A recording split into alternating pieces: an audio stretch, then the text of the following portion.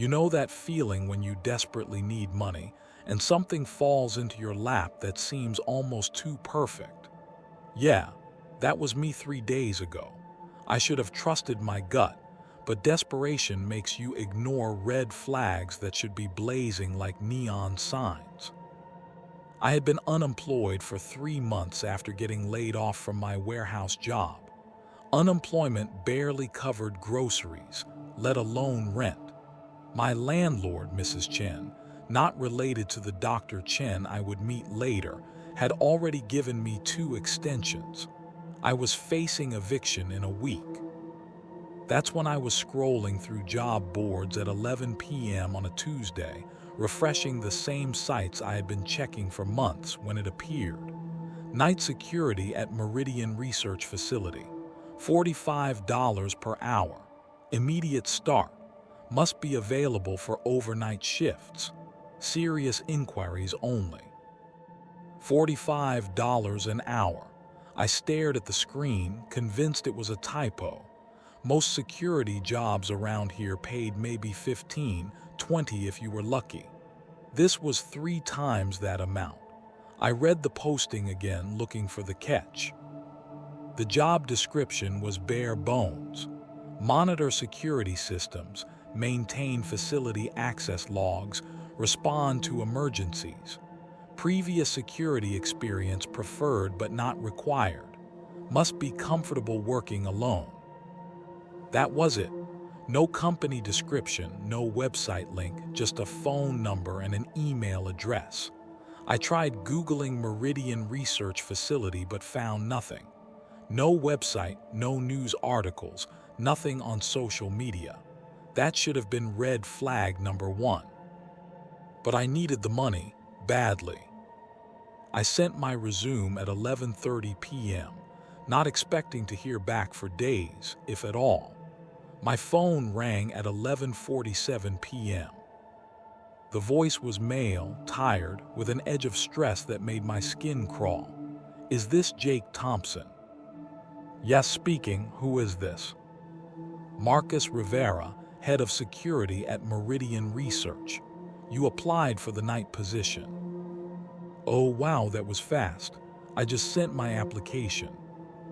Can you start tonight? The question caught me off guard.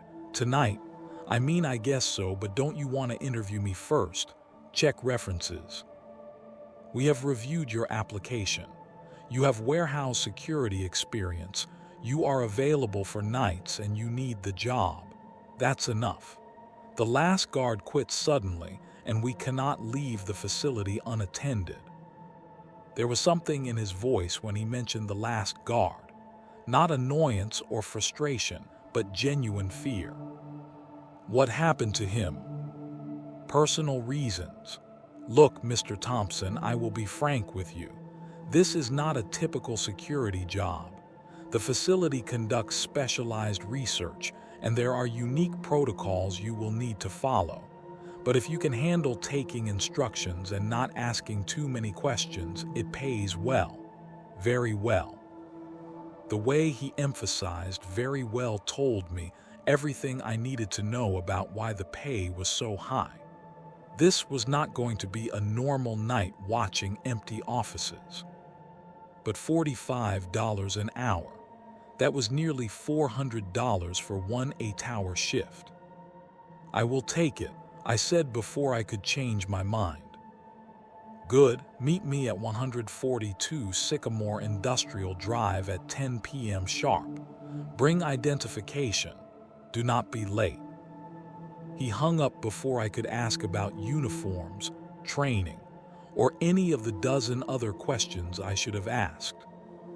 I spent the next few hours trying to find more information about Meridian Research online. Nothing.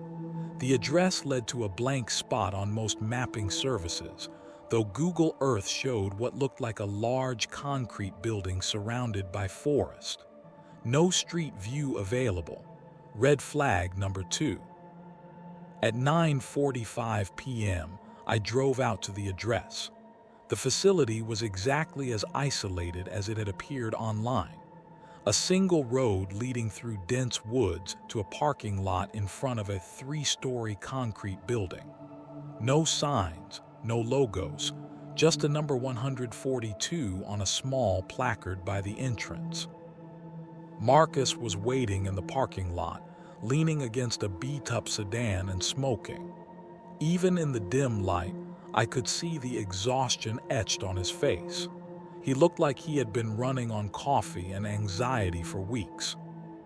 "You Thompson?" he asked, not bothering with pleasantries. "That's me." He looked me up and down, then nodded grimly. "You will do. Listen carefully because I am only going to explain this once. This job is simple in theory, complicated in practice. You stay in the security booth. You watch the monitors. You follow the protocols in the manual to the letter. You do not deviate, you do not improvise, and you absolutely do not go exploring." "What kind of research do you guys do here?" Marcus' cigarette trembled as he brought it to his lips. "The kind that requires very specific security protocols. The kind that pays $45 an hour for a reason." He walked me to the entrance, his keycard beeping against a scanner. The lobby was sterile and empty, with white walls and fluorescent lighting that buzzed slightly. Our footsteps echoed as we walked down a hallway lined with doors marked only with numbers. "Security booth is here," he said, stopping at a reinforced door marked security. Inside was a small room with multiple monitors, a desk, a mini fridge, and what looked like some kind of breathing apparatus mounted on the wall. "What's that for?" I asked, pointing at the breathing gear. "Emergency equipment. It's all in the manual." He handed me a thick binder labeled Night Security Protocols, read immediately in red letters. "This covers everything you need to know. Follow it exactly. I cannot stress this enough. Exactly. And if something happens that's not in the manual." Marcus laughed, but there was no humor in it. "Everything that can happen is in the manual. We have been doing this for 3 years. We know what to expect." The way he said what to expect made my stomach turn. "How many night guards have you had?" "You do not want to know." He was already backing toward the door. "Your shift starts now, ends at 6 a.m. Lock the booth door behind me and do not open it until the day shift arrives. Good luck." He was gone before I could ask anything else, leaving me alone with the monitors and that ominous binder. I locked the booth door behind him and sat down at the desk, staring at the binder for a long time. The rational part of my brain was screaming that this was some elaborate prank, that normal security jobs did not come with ominous manuals and breathing apparatus. But the pay stub notification that had just hit my email was very real, and I needed the money more than I needed my sanity. I opened the manual and started reading. Meridian Research Facility Night Security Protocols. The following rules must be followed exactly. Your safety depends on it. Rule 1. Never enter the West Wing between 11 p.m. and 5 a.m. The doors will unlock themselves at 11:03 p.m. every night. Do not investigate. Lock the security booth door and ignore any sounds from that direction. Rule 2. The elevators will sometimes call themselves to different floors. If you see elevator B, stop at the 4th floor, which does not exist according to building schematics. Turn off monitor 7 immediately, and do not turn it back on for exactly 23 minutes. Rule 3. At 1:47 a.m., something will knock on the security booth window. Do not look directly at it. Count to 30 while facing away, then it will leave. If you look at it, follow Emergency Protocol C immediately. Rule 4. If you hear children laughing in the facility, play the audio file labeled White Noise Emergency over the PA system until the laughter stops. The children are not real, but they can become real if acknowledged. Rule 5. Lab 12's lights will flicker exactly 17 times at some point during your shift. When this happens, immediately call extension 777 and say only, "The specimens are restless."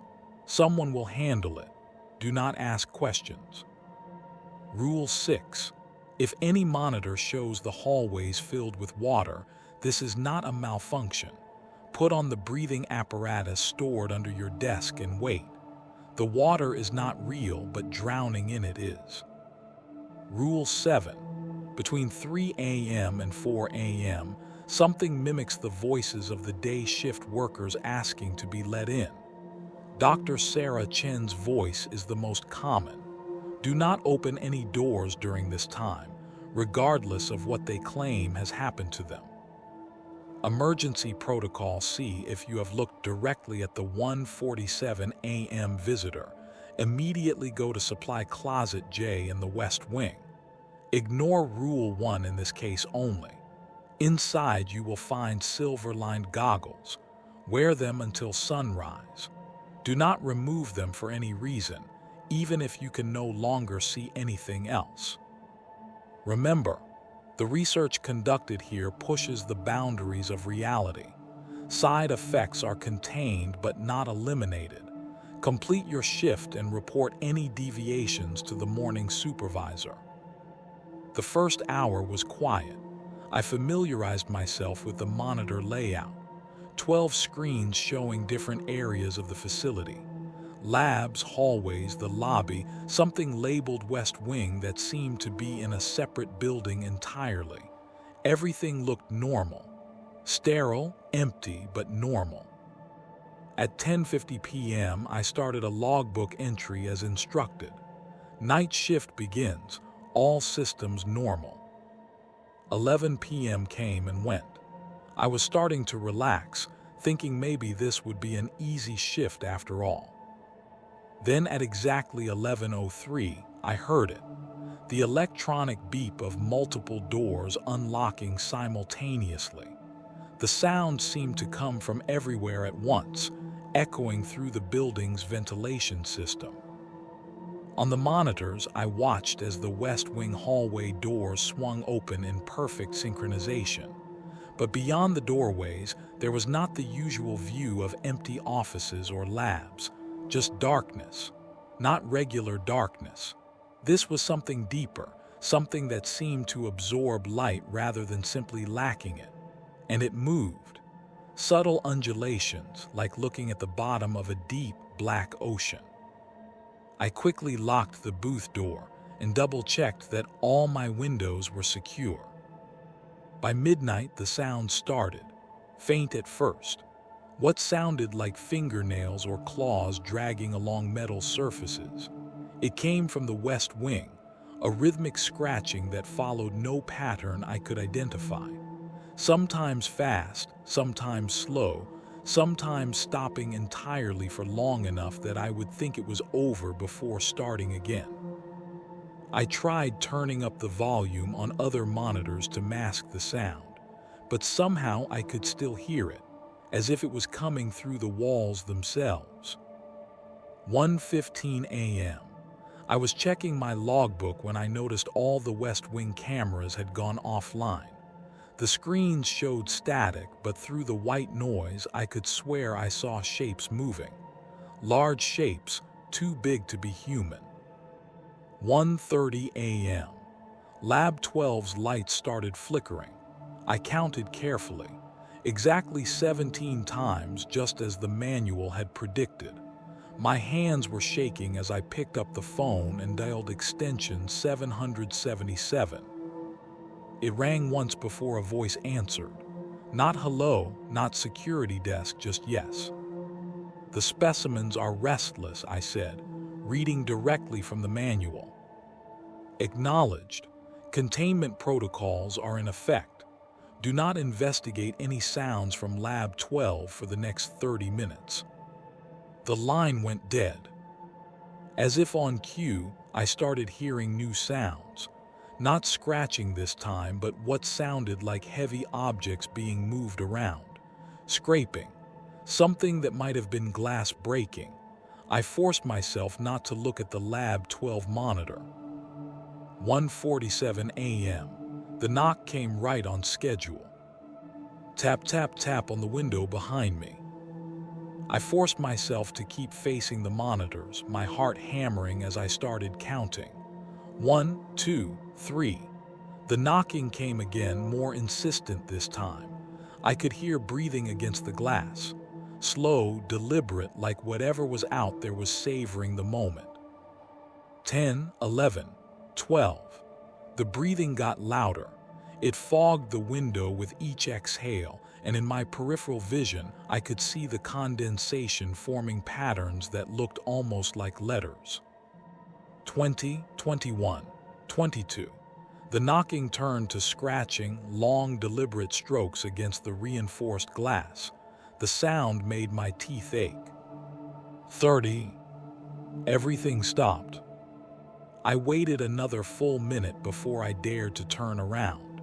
The window was clear, no fog, no scratches on the glass, but pressed against it from the outside was a single handprint, too large to be human, with fingers that were too long and joints in the wrong places. As I watched, the handprint faded away. 2:15 a.m. Elevator B started moving on its own.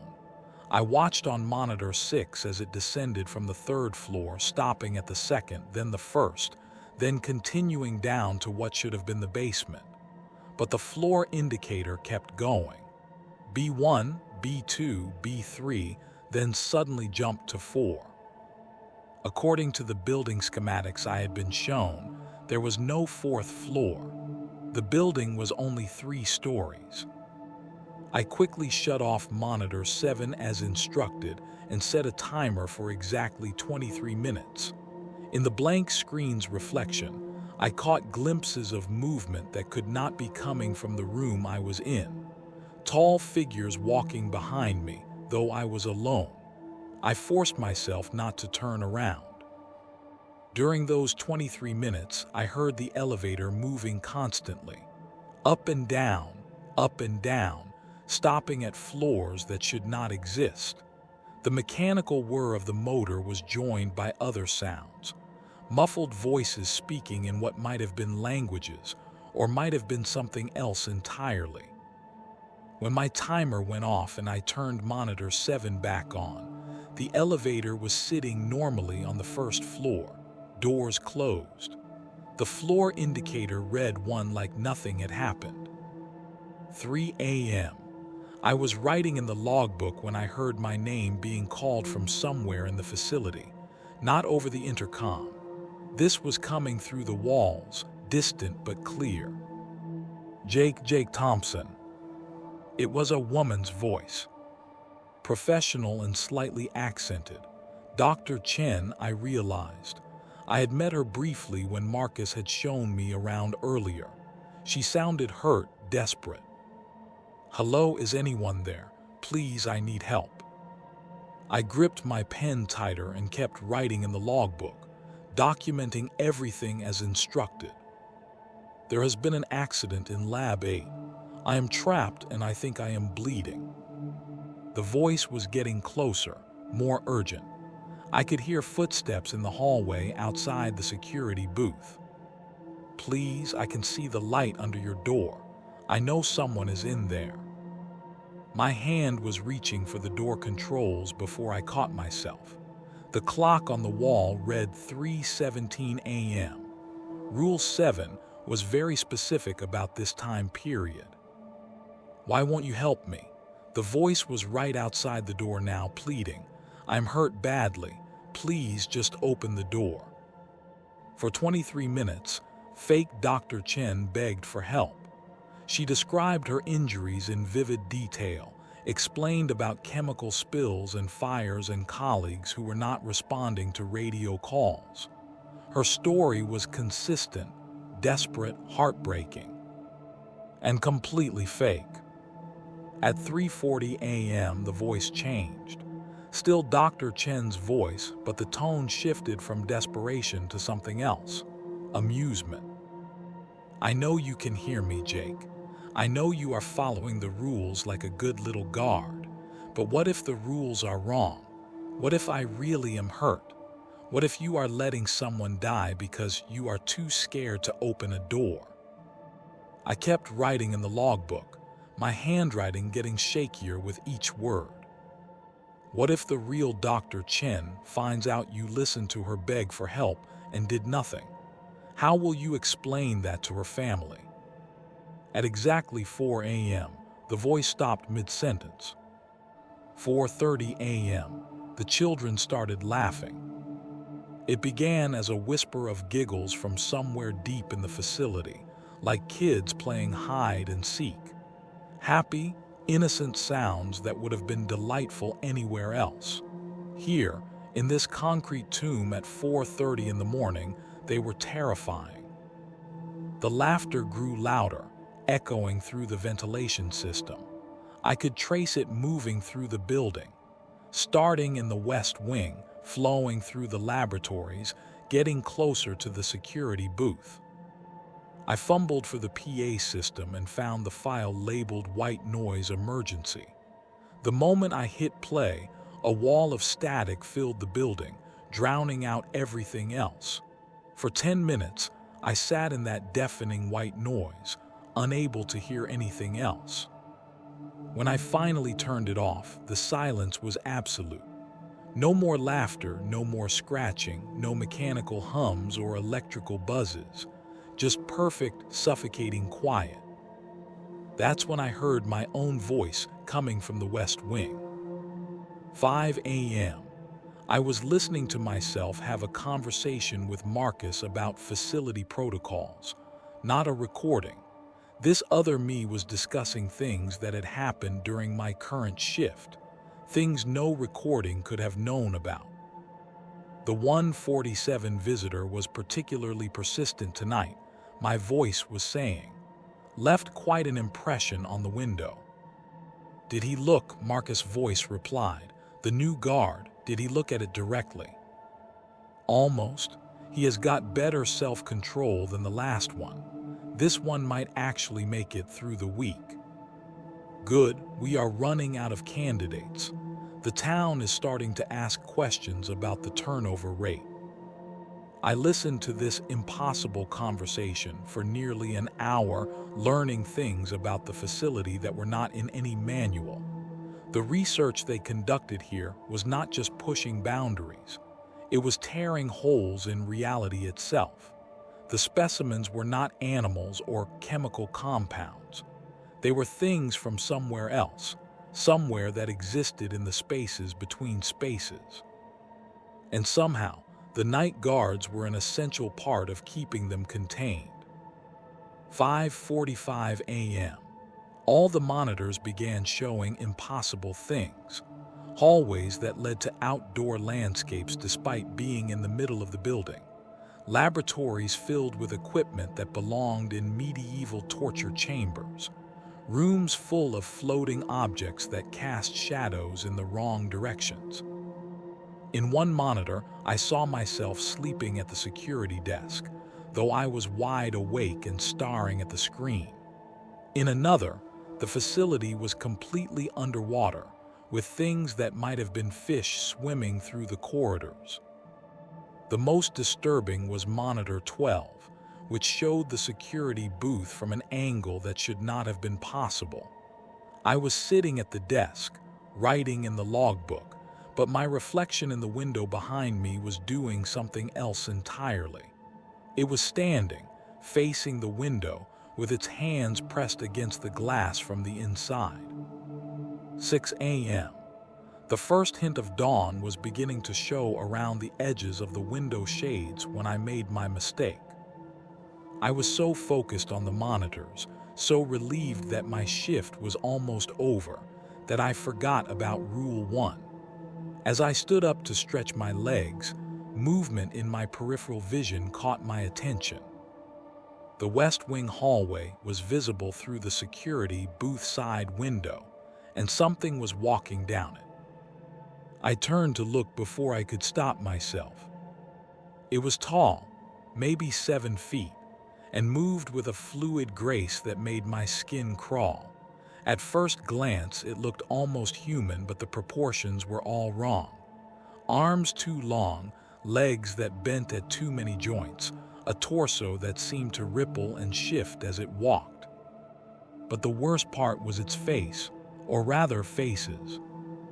It was wearing human faces like masks, stacked one on top of the other in impossible layers.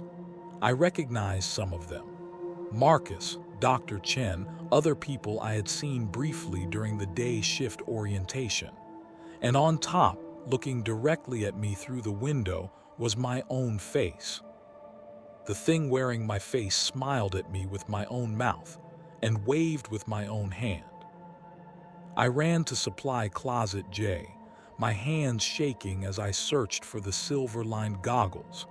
They were there, just as the manual had promised, hanging on a hook like someone had just used them. The moment I put them on, everything changed.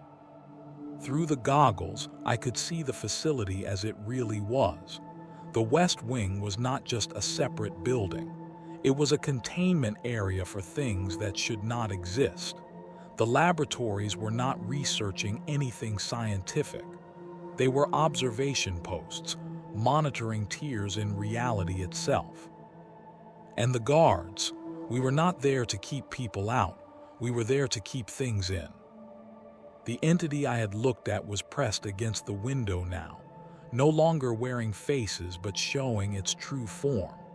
It looked like a constantly shifting mass of shadow and teeth, with eyes that opened and closed across its surface like blinking stars. But it could not get in. The security booth was not just reinforced. It was warded, protected by things I could not understand but could see through the goggles. Symbols etched into the metal, crystals embedded in the concrete. Lines of what looked like salt running along every edge and corner. 6 a.m. My shift was over, but I could not leave, not yet. Through the silver-lined goggles, I watched the day shift arrive. Marcus looked haggard as always, but Dr. Chen looked wrong. Her movements were too fluid, her smile too wide. When she turned to look directly at the security booth, her eyes reflected light like an animal. The real Dr. Chen had been replaced weeks ago, I realized. Maybe months. How many of the day shift were still human? I waited until 6:30 to remove the goggles and leave the booth. Everything looked normal again, but I knew it was just an illusion. I had seen behind the curtain now, and there was no going back.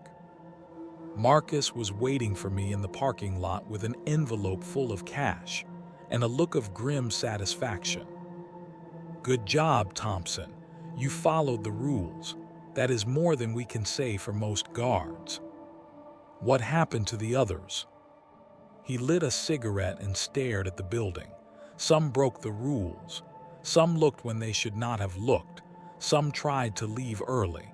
He turned to me with eyes that looked like they had seen too much. Some joined the research. "And the ones who follow the rules, they get to go home for now." He handed me the envelope, "Same time tomorrow night." I should have said no. Every instinct I had was screaming at me to run, to get as far away from Meridian research as possible. But the envelope contained $450 in cash, more money than I had seen in months. "Yeah," I said, "same time tomorrow." That was 2 nights ago. Each shift has been worse than the last. The things in the West Wing are getting bolder, the rules are getting harder to follow, and I am starting to understand why the facility has such trouble keeping guards long-term. Last night, I had to use Emergency Protocol C again. The silver goggles showed me things I wish I could forget. The true size of the facility extending far beyond what was visible, levels that went down for miles. Things that had once been human walking the corridors and wearing faces they had stolen from previous guards. Tonight is my fifth shift.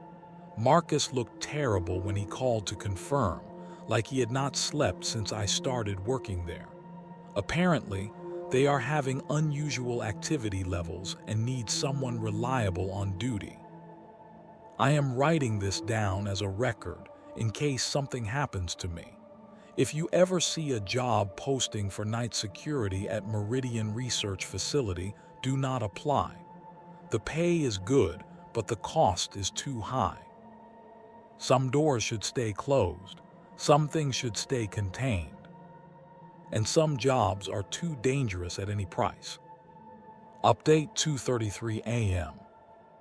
I am writing this on my phone, hiding in supply closet J again. I looked at the 147 visitor on purpose this time. I needed to see what was really happening here, needed to understand what I had gotten myself into. Through the silver goggles, I can see the entire truth now. Meridian Research is not studying anomalies. They are breeding them. Each night guard who breaks down, who gets replaced by something else, becomes part of their collection. The facility is full of things that were once human, wearing stolen faces and playing out endless charades. The worst part is, I think I am starting to change too. My reflection in the goggles does not match what I am doing. It moves on its own, smiles when I am terrified, waves at things I cannot see. I can hear footsteps outside the closet. Heavy, deliberate steps that do not quite match human rhythm, but they are not coming to hurt me.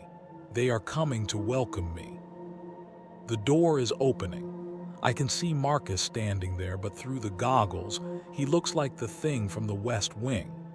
That shifting mass of shadow and teeth, wearing Marcus' face like a poorly fitted mask. "Time to clock out, Jake," he says with Marcus' voice. "Your shift is over." But I know it is not. My shift will never be over.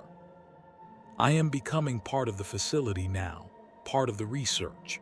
Soon I will be walking the halls with all the others, wearing faces and voices and memories that are not mine, helping to process the next batch of desperate job applicants. The pay really is good here. It's just that you never get to spend it. Final update, found in employee records. Subject employment record, Thompson Jake. Night security position terminated after 5 shifts. Standard integration protocols successful. Subject now assigned to day shift recruitment duties under designation Marcus Rivera backup. Previous Marcus Rivera has been reassigned to West Wing containment. Note, recommend increasing starting pay to $50 per hour. Local unemployment rates suggest we can maintain steady applicant flow at higher wage offerings. Dr. Harrison Original, Site Director, Meridian Research Facility, pushing the boundaries of what is possible. P.S. Next guard starts Monday. Jake's replacement seems promising. Single mother, 3 months behind on rent. Desperation makes them so much easier to process.